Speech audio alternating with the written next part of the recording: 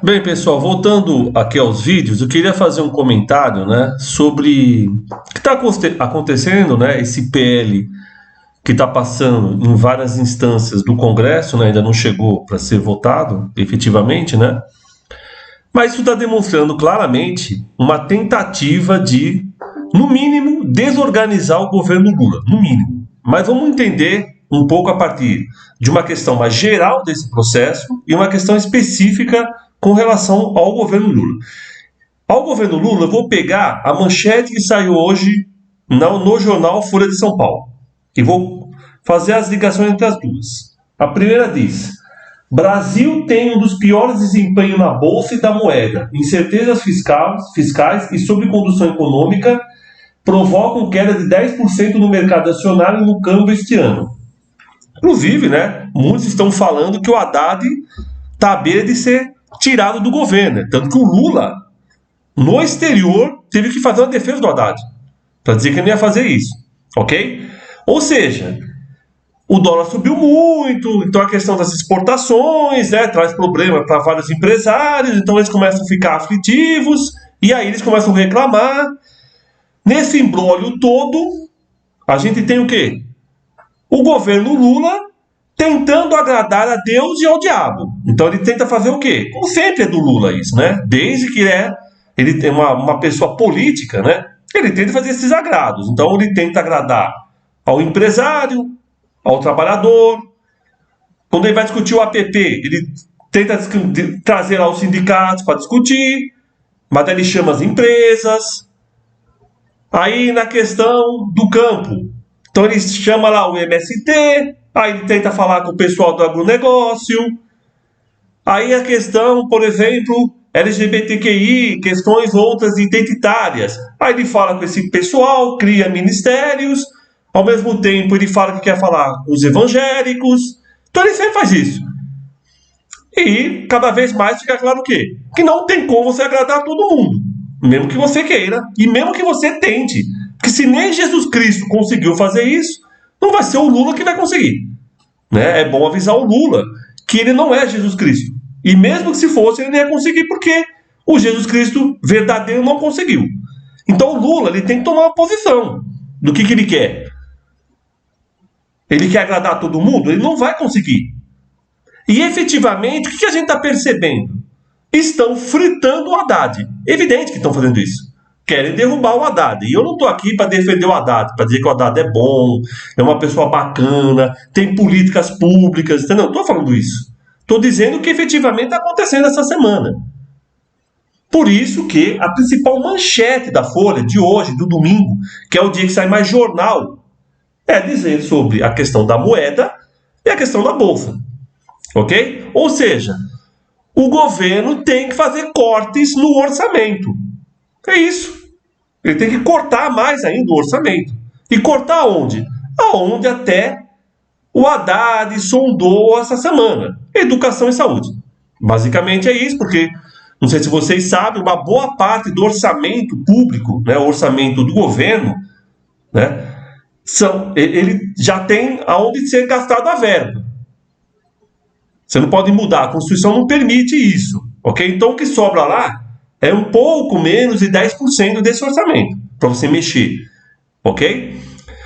E em outros países, por exemplo, chega a ser 40%, Estados Unidos, você pode mexer em 40% do orçamento. No Brasil você não consegue fazer isso. O que os caras deduzem? Se nada for feito, o que o Haddad criou, né? Ele tentou mudar lá a política do Michel Temer e criar uma outra. Isso não vai funcionar até o ano que vem. Então, ano que vem ele vai ter problema já. Logo, precisa ter cortes. Cortes aonde? Aí eles estão indicando, olha, questões aí de saúde, educação, essa verba toda, você está aumentando ano a ano a verba, cadê os resultados? Não estou vendo nada disso. Tem estados que já estão privatizando uma parte do sistema, caso do Paraná, o estado de São Paulo está na mesma toada, ok? E aí, esse enfraquecimento, né, que o governo está tendo, levando em consideração que essa semana agora, que está começando hoje, vai ter lá o Copom, se ele vai diminuir ou não, né, se ele vai diminuir ou não os juros, é provável que ele não consiga fazer isso, porque aumentou muito o dólar, Beleza? Então ele vai tentar segurar, e aí o que vai acontecer? Mais uma batata quente para o governo Lula, e aí, evidentemente, a outra manchete que eles não fizeram essa ligação diz: pauta de costumes avança mais sobre o PT do que com o Bolsonaro. Pauta de costumes avança mais no governo do PT do que do Bolsonaro. Mas não era para acabar com o fascismo que votamos no Lula? Os anarquistas, alguns fizeram lá campanha pro Lula? Não foi para isso? Mas o fascismo, ele está entrando com tanta força, mais força, melhor ainda, do que no governo Lula, do que no governo Bolsonaro. Vocês não estão entendendo que independe de quem chega no poder, existem mecanismos institucionais de você mudar o sistema a favor dessas pautas? Porque eles têm o quê? 300 votos. Vi lá esse Sóstenes que está fazendo esse PL. A hora que chegar no parlamento tem 300 votos lá. Ou seja, eles vão vencer. E por que eles vão fazer isso? Ah, porque eles estão preocupados com aborto, papapi, pororó, pururu, que é um papo furado desse pessoal que é evangélico, que está no poder. É mais uma pauta para desgastar o governo Lula. Então, o que eles vão apontando para o governo? Olha, você chegou no poder, está achando que você manda, só que, na verdade, quando chegar tudo aqui no parlamento, como aconteceu na semana passada, né, ou retrasada, né, o governo tentou reaver 25 bi, não conseguiu. Que era uma pauta econômica, ele não conseguiu. Tanto que o Haddad falou que não tinha plano B mais, coitado. Ficou até não ter um plano B. E eles vão agora atacar nas pautas de costumes. Eles vão fazer o governo Lula virar um inferno, mesmo sendo evangélicos, pessoal. Então a questão da pauta dos costumes, a gente não pode desvincular o que está acontecendo.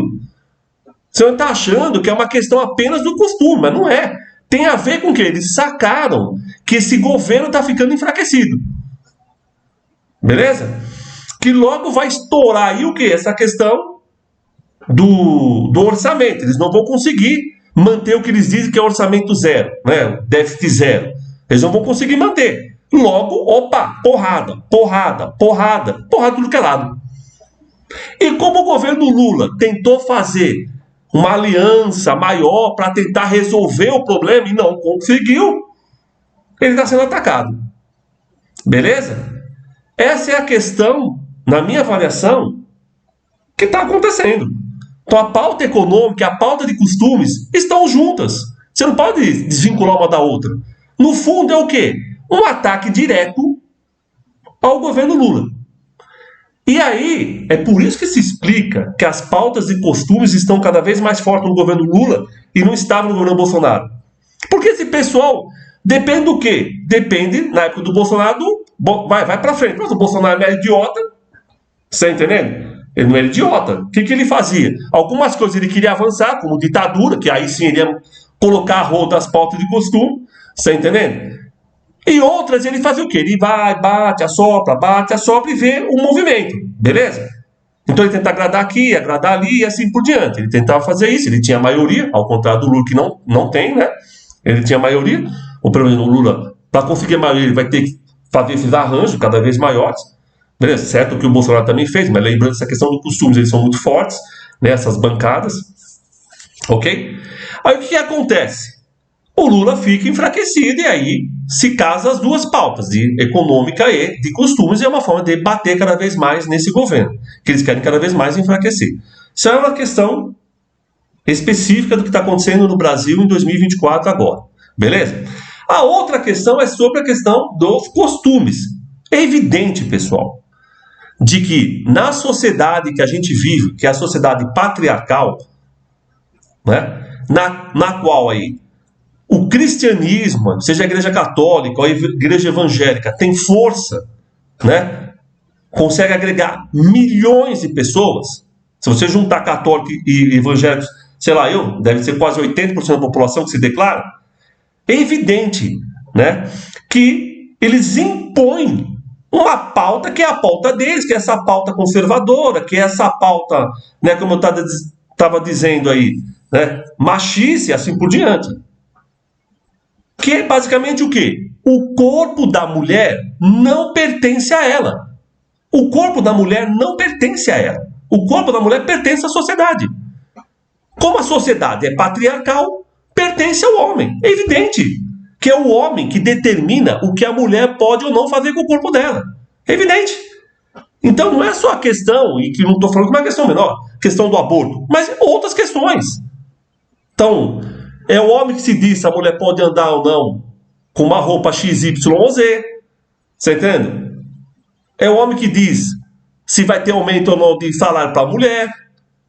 A sociedade é patriarcal, é machista e assim que funciona. Então, na pauta de costumes, você entende? Pensando no geral, o patriarcado ele se impõe dessa forma. Beleza? Aonde o patriarcado, com as igrejas, tem menos força, é só você olhar nesses mapas de aborto. Você vê que né, tem mais evidência. Aonde evidência, eu digo, a liberação do aborto. Né? País, inclusive, que o aborto é permitido.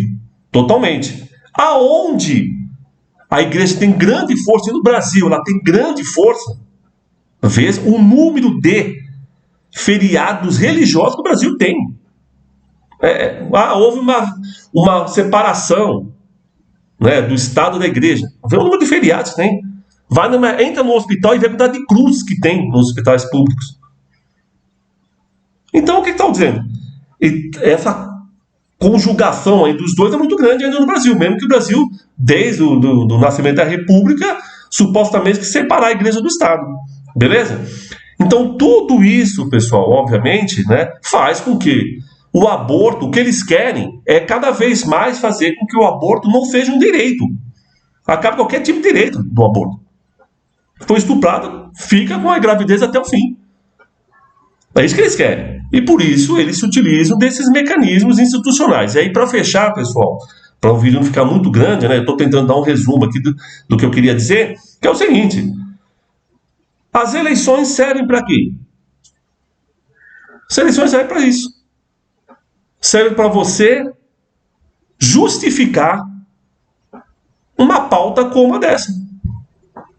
Você vota nos deputados de oposição, eles são a minoria, eles vão ser sempre a minoria. Sempre eles vão ser a minoria. Sempre. Nunca vai acontecer de ser a maioria. Mas nem na época da Alemanha, lá no final do século XIX. Você entende? Teve mudança. Então eles sempre vão ser minoria. Só que como minoria, o que acontece? Você justifica o parlamento. Você fica justificando. E você justificando o parlamento, não há o que fazer. Se esse pessoal tem a maioria, eles vão colocar a rodo tudo que eles querem. E aí, aqueles que votam, que foram eleitos e assim por diante, não podem reclamar. Se você aceita o sistema desse jeito, como é que você vai reclamar depois que você não consegue o que você quer? Tem o que fazer. Você tem que aceitar. Se você não aceita, não entra no jogo. Se entrou no jogo, aceita do jeito que ele é. Não dá para, eu vou entrar no jogo que eu vou ganhar. Tudo bem, mas nem sempre você ganha. E eu diria, para fechar o vídeo, pessoal, a probabilidade do parlamento brasileiro ter a maioria de pessoas de esquerda, é a mesma, vocês estão vendo lá atrás, ali, ó, é a portuguesa, é a mesma da portuguesa jogar a final com o Real Madrid e ganhar a final do Mundial, é a mesma. Se vocês acreditam que a portuguesa vai para a final um dia e ganha do Real Madrid, vocês acreditam que um dia vai ter mais deputados, vereadores, senadores de esquerda do que de direita. Eu, como torcedor da portuguesa e como uma pessoa que faço minimamente, né, uma análise do que está acontecendo no parlamento brasileiro, como torcedor da portuguesa, fico triste, mas eu tenho certeza que isso não vai acontecer. E como analista que eu estou fazendo aqui, eu também tenho plena certeza que isso nunca vai mudar. Continuar votando e acreditando nesse sistema é aceitando isso, e aí não adianta chorar. Um abraço a todos e todas, e depois eu volto com outros vídeos.